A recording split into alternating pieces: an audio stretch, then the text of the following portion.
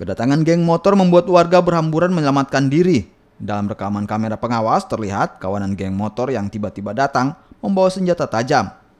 Meski tak melukai warga, namun kawanan geng motor diduga berjumlah 17 orang ini mengambil telepon seluler dan sound system milik warga. Di depan warkop itu dan juga di dalam warung coto sama Alpamidi, ada saat itulah muncul kurang lebih 17 orang. 17 orang inilah yang mereka langsung masuk dengan membawa samurai, parang panjang, dan busur. Nah, di saat inilah anak muda kami, karena jumlahnya cuma 7 orang, dia lari. Dia kabur semua. Dia tidak bisa tinggal. Setelah dia lari, ada satu ini yang tidak lihat.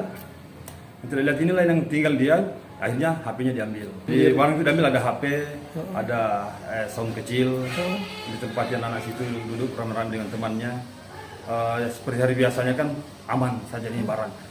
Dan alhamdulillah setelah kejadian itu kami langsung berkomunikasi dengan pihak kepolisian.